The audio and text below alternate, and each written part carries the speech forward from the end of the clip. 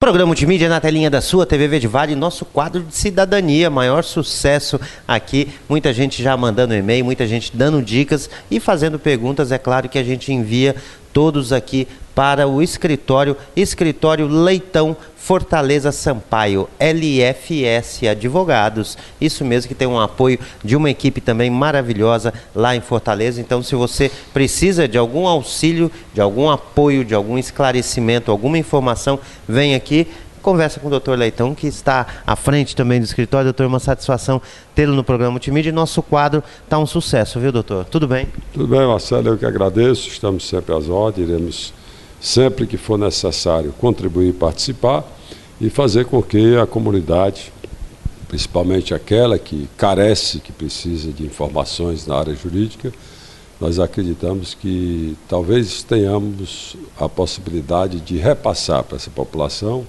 algo de importante dentro da área jurídica.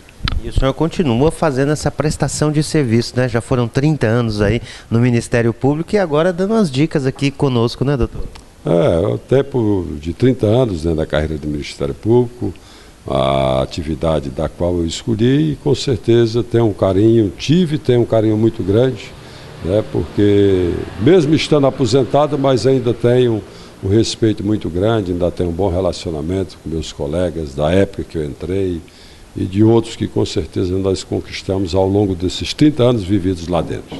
E lembrando também que o doutor Leitão é professor da UCA, Universidade Regional do Cariri. Mas, doutor, nosso tema hoje, prisões. Quem pode prender, doutor? Quem pode ser preso? Veja bem, quem pode prender, o fato de quem pode prender é muito genérico, né? Então, prender pode qualquer pessoa se a prisão for em flagrante, ou seja, se alguém estiver cometendo qualquer transgressão, qualquer conduta delitiva ou criminosa, qualquer cidadão, qualquer do povo, poderá prender quem quer que seja. Tem a faculdade, faz se quiser. Se fizer, é legal. E outras que têm a obrigatoriedade, que são as autoridades policiais e seus agentes, que deverão, como diz a legislação processualística penal, prender em flagrante quem está cometendo crime. Afora essas condutas, a prisão ela decorre de um ato jurisdicional praticado por quem tem jurisdição, que é o magistrado, aquele que é vinculado e que pertence ao Poder Judiciário, seja ele na esfera federal ou seja ele na esfera estadual. E a prisão, quando ela é feita em flagrante, ela é temporária ou não, doutor? É uma prisão temporária, como é a prisão preventiva, como é a própria prisão temporária propriamente dita, aquela que estabelece, por exemplo, dos crimes hediondos 30 dias e pode ser prorrogável por mais 30. Ela pode sair daquela situação da temporária propriamente dita para passar para uma outra modalidade de prisão temporária, que é a prisão preventiva, e para isso deverão ser preenchidos os requisitos e as circunstâncias, sob pena de nulidade, de se tornar nulo aquele ato, ou anulável aquele ato, que não observam os requisitos, os seus preenchimentos, e pelo menos uma das modalidades que estão estabelecidas na própria legislação do direito processual penal. Então, essas prisões que decorrem de atos praticados pelo juiz são prisões que, na verdade, precisam estar amparadas por princípios legais. Os que não forem princípios legais obedecidos na prisão ou nas prisões decretadas, consequentemente, elas estarão passíveis de serem nulas ou anuladas, né, serão anuláveis, e também poderá responder pelo abuso de autoridade aquele que praticou uma conduta indevida, principalmente nesse bem protegido que é a liberdade. Que a regra é que todos deverão estar em liberdade. Excepcionalmente, alguém poderá ser preso se praticou uma conduta ilícita ou uma conduta criminosa. No caso do cidadão, por exemplo, prender outro num flagrante, não é? Como deve ser feito isso, doutor? A prisão em flagrante, ela também traz os seus critérios estabelecidos na própria lei, de quem está cometendo o crime, que é o chamado flagrante próprio, de quem acaba de cometer, do impróprio, até mesmo do flagrante presumido ou ficto. daquela situação é que alguém é encontrado com instrumentos ou objetos relacionados ao crime que presume ser ele o autor do crime. Até nessa situação, seja ele próprio flagrante, seja o flagrante impróprio, seja o flagrante presumido ou ficto, em qualquer situação ele tem os requisitos. E são esses requisitos de estar cometendo, de acabou de cometer, ou é perseguido logo após ou logo depois, é encontrado com instrumentos, e precisa ver também a situação de quem está cometendo. Então, é uma cautela que deve ser tomada e evitar, inclusive, que abusos sejam praticados e que condutas exasperadas ou muitas vezes exageradas atinjam a dignidade e a honra das pessoas de uma forma indevida.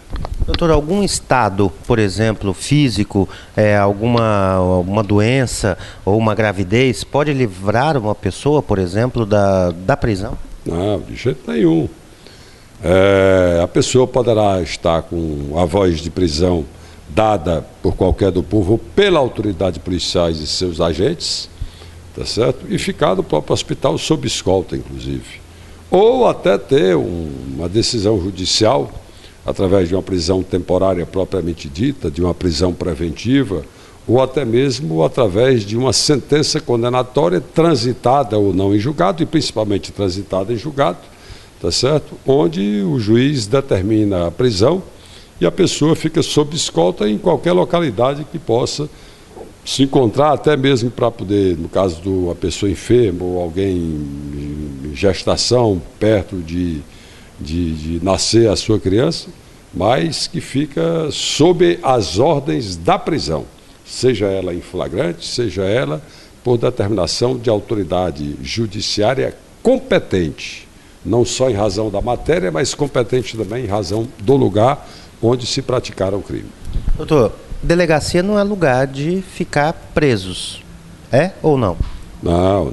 A delegacia é só uma questão de você acomodar, que nós falávamos antigamente, entre aspas, custodiados.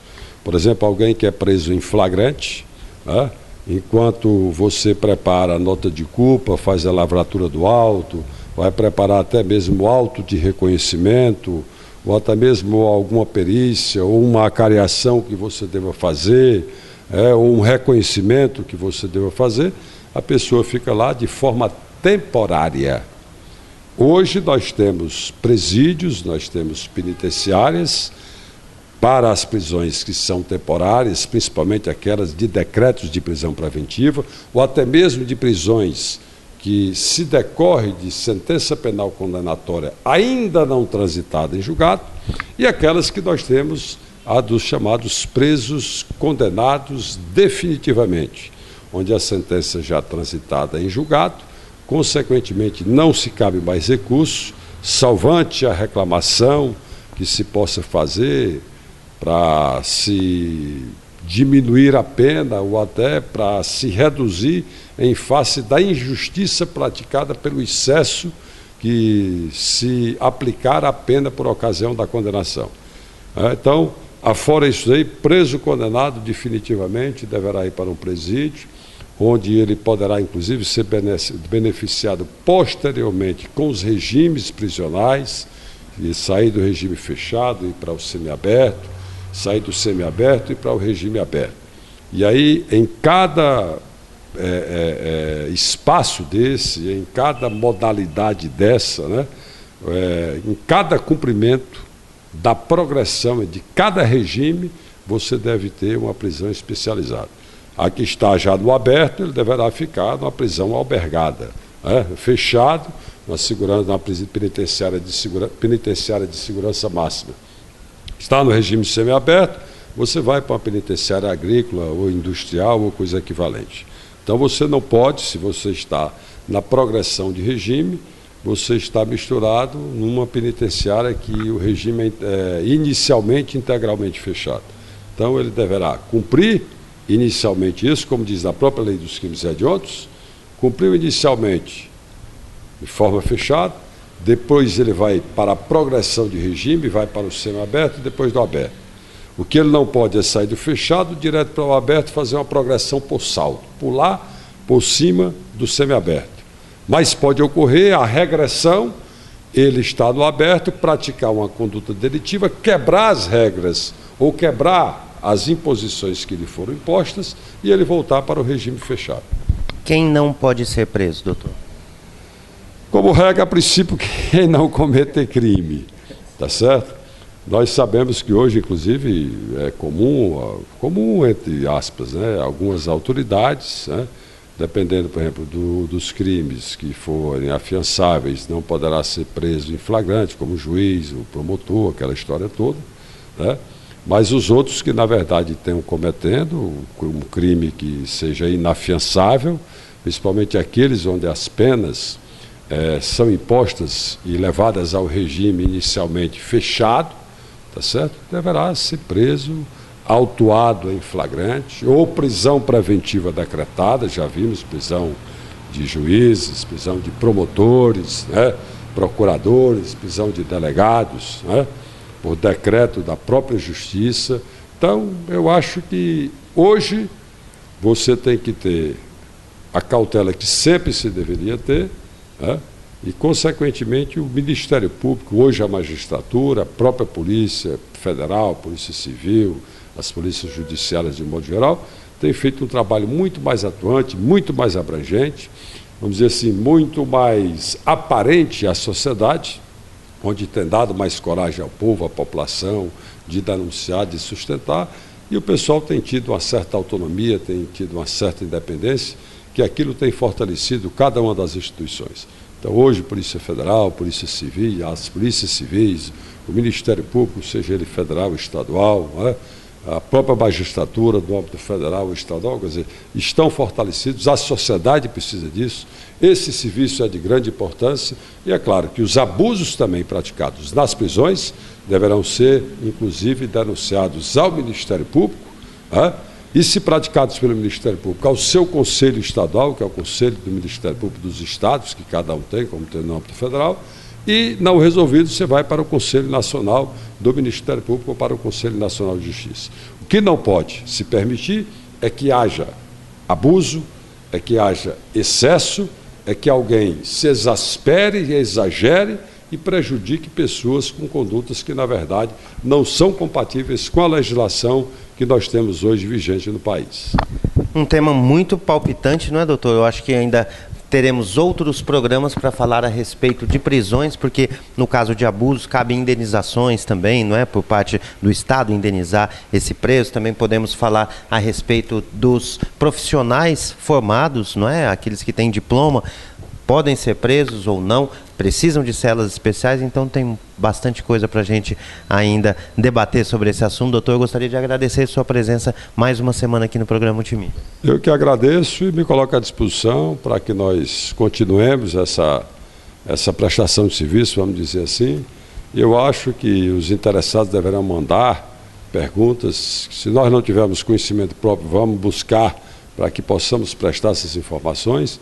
Eu acho que isso é um serviço de grande relevância, de grande importância, e é muito bom você chegar e dizer o que na verdade está escrito na lei, sem ter medo, sem ter qualquer receio, né, de dizer que quem abusa deverá responder pelos abusos, deverá responder pelos excessos, de informar as pessoas que cada qual é no seu cada qual, a função do Ministério Público está lá dele, não pode ser exercida pelo delegado, como não pode ser exercida pelo juiz, e assim por diante. Então, são funções que são independentes, né? Não existe subordinação entre elas, todos eles são independentes, o delegado, o promotor, o juiz, não existe vínculo de subordinação entre eles, mas é importante que qualquer abuso praticado por qualquer deles, existe sempre alguém a quem se possa recorrer para se tomar alguma providência e evitar os abusos e, consequentemente, os constrangimentos